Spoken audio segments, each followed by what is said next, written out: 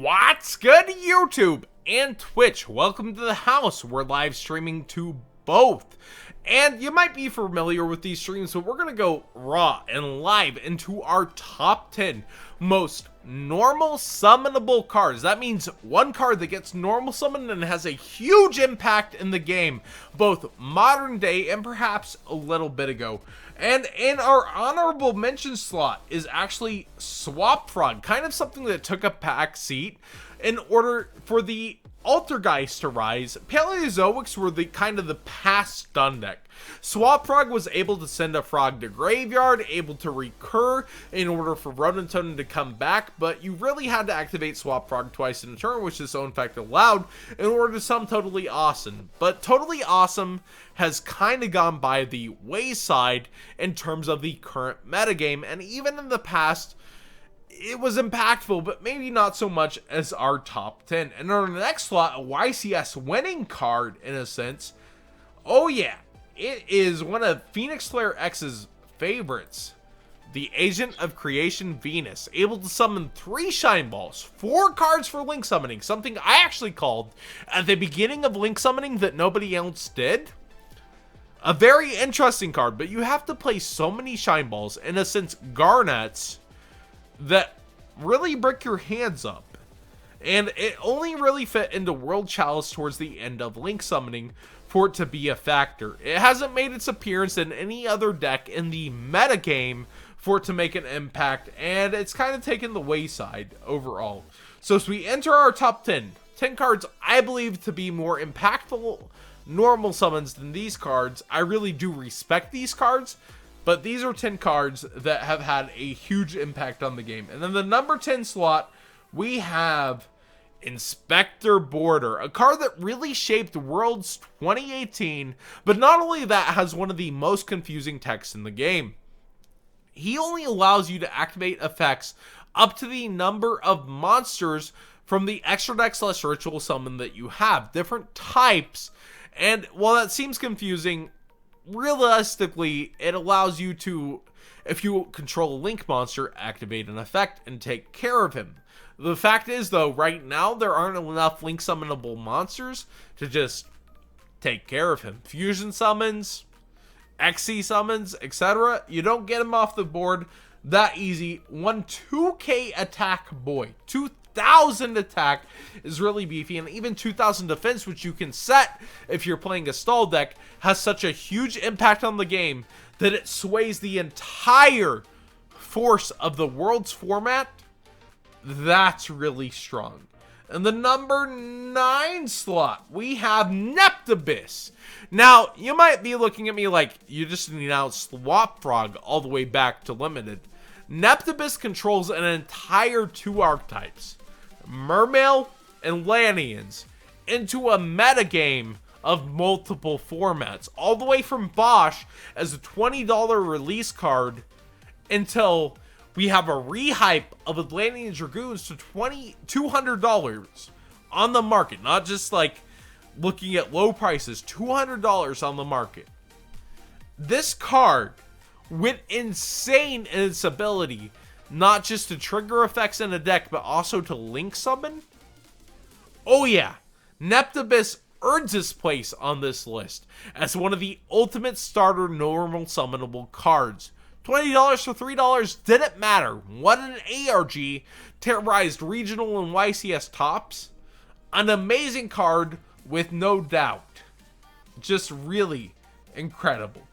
But in our next position at number 8, we have Thunder King Ryo. Initially released as a promo that Europe didn't get, and the rest of the world, only USA and Canada got. It was a little disappointing to see that kind of decreased metagame, but even today, Thunder King seems like a summonable monster. Against Gokis couldn't search against it if you Link summon with them. As a 1900 attack that's able to tribute itself and stop a Link summon such as Isolde. Realistically, stun decks still play this in moderation versus its other cards that it decides to put 3-ofs in, because the stun aspect and the ability to stop special summons is just so huge even today. But back in the day, it fed into meta decks such as Plant Formant. And our next aspect, we have Rescue Cat.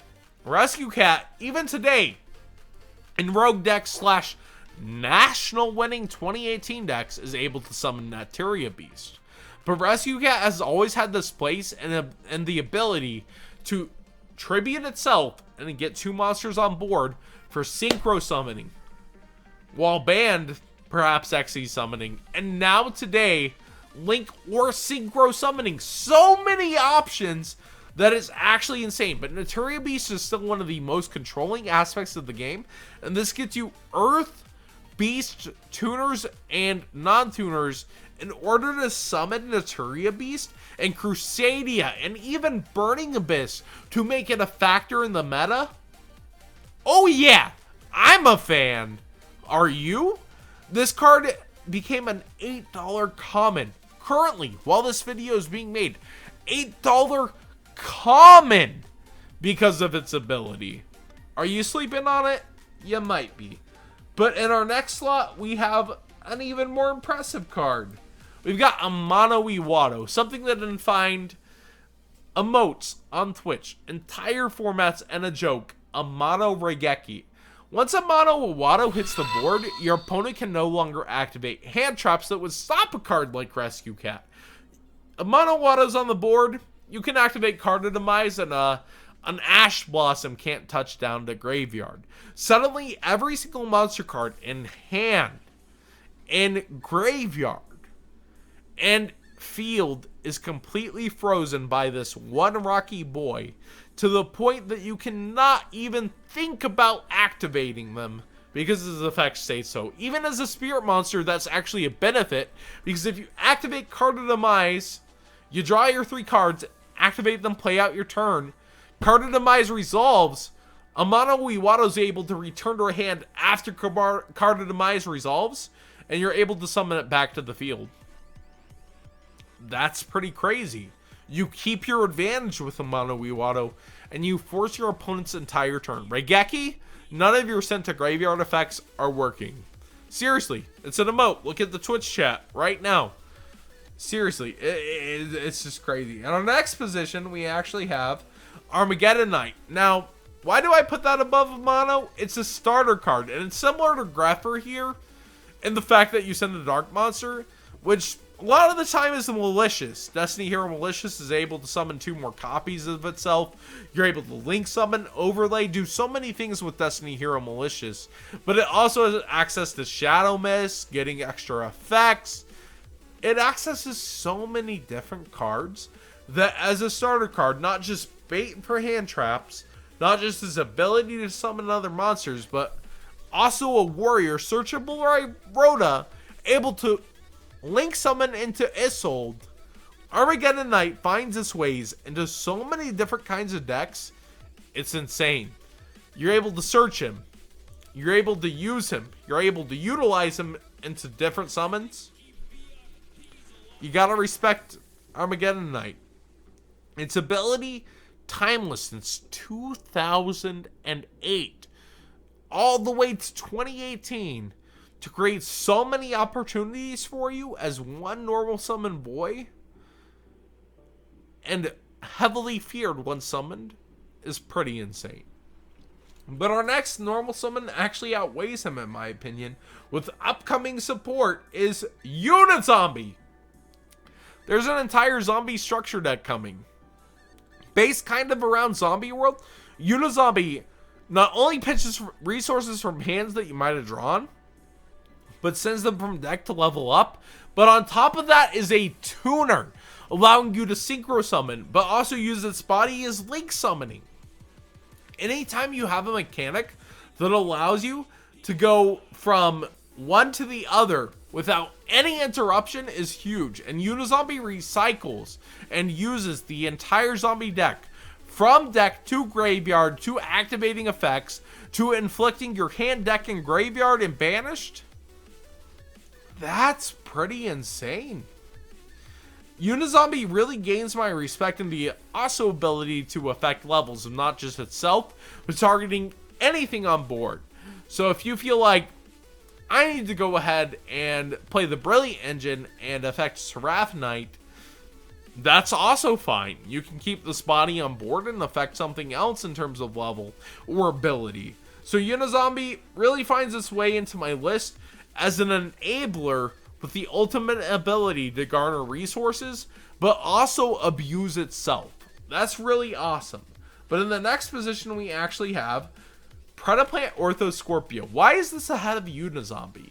You have to play a brick in Ortho Scorpio, along with, like, you play this card, you pitch a card, you gotta summon Cobra.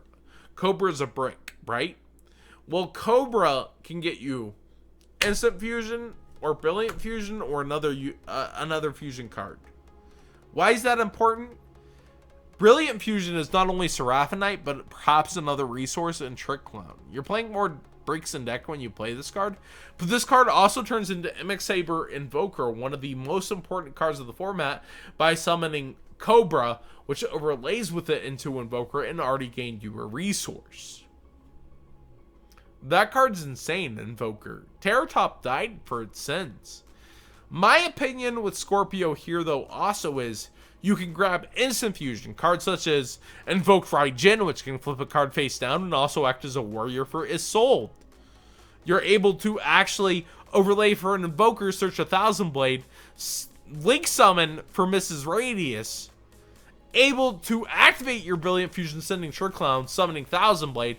It's just one of the ultimate enablers in both Link summoning and Xyz summoning and other types of summonings. It's pretty crazy once you actually start to think about what Ortho Scorpio can do for so many decks. It single-handedly feels like it carried Lightsworn into a new meta once Minerva was mass released for everybody, and the fact that it can summon Brilliant Fusion or Instant Fusion to your hand at any point in time for a very low cost, and provide you bodies on board for Link summoning. In our number 2 slot, we have Tour Guide from the Underworld. It feels like this would be behind Ortho Scorpio, right? A card that does so much. But for all time, we look at Burning Abyss, we look at its initial release for Xyz summoning, and Tour Guide finds its way into this limited slot where we don't have Scorpio yet, because it's so free. You don't have to pitch that card from hand, and realistically you can decide, do I want to Link summon with that extra copy I just summoned? Do I want to overlay? What do I want to do? And you can garner extra sources if you decide to Link summon or overlay, despite all of its restrictions. But despite it can't be used for a synchro summon. Oh no, you can still Link summon, you can still overlay, you can still realistically make a Dante. Tour Guide really resources the deck for Burning Abyss, one of the most powerful decks of all times, that took a finals during a defined quote-unquote Necros format and made it a Burning Abyss finals. It makes Beatrice just easy peasy, it makes any rank 3 easy peasy, and you should never underestimate this card. It's an ultimate rare for a reason. Link summoning aside, this card defined, realistically, went from $40 to $120, an entire format. But we get to the number 1 position. What could beat Tour Guide? What's the best normal summonable card? Oh yeah, you bet it's a Floodgate. Fossil Dyna, Pachycephalo. A card that literally says you can't special summon either player. Special summoning is probably something that sets Yu-Gi-Oh! Apart from every other game. And Fossil Dyna just says, you can't do that. You gotta beat me. A lot of the Goki monsters just look at this and say, I can't beat you. Some of us can. Suprex? Sure, I could summon it if you don't have any back row. This card looks at the rest of the game and ignores it. It ignores everywhere the game is headed since 2005 and says, I can beat you. I can beat you today. I can top a regional. I can ignore you and continue on my way. When a card is able to singularly exclude every other mechanic in the game, Pendulum Summon, Xyz Summon, Synchro Summon, and just say, I don't care, it earns my number 1 slot. It really does. and I have to respect it. Fossil Dyna Pachycephalo definitely is the best normal summon card in the game in terms of it relies on nothing else other than its 1200 attack. It is able to say, screw you. You can't play the game unless you trap me, which takes an entire turn, or you take care of me with a spell and continue on your turn through my back row. But what do you guys think of this list? Do you think maybe I've overestimated a Floodgate stun ability, and there's other better progressive normal summon abilities like Armageddon and Unizombie? Or do you think that this is the end-all be-all? Standalone is able to take care of things. I personally think that this card takes care of so many things. And chat's right, non-banned monsters. Where's Stratos? Where's my Stratos? But I really enjoyed the list I've created, and I want you to pass the question on to you guys. What do you think of this? Give it a thumbs up if you enjoyed the conversation itself. Subscribe if you haven't already. 40K. I appreciate every single one of you guys here so far. And do you think there's better normal summonable monsters than what I already mentioned? Standalone. Are they able to do more once they're summoned? Even resourcing your deck. Are they able to do more once summoned on their own with what their ability is and what you have access to, other than other cards that I've mentioned already? Let me know, because I'm truly interested in hearing. Thanks for watching, everybody.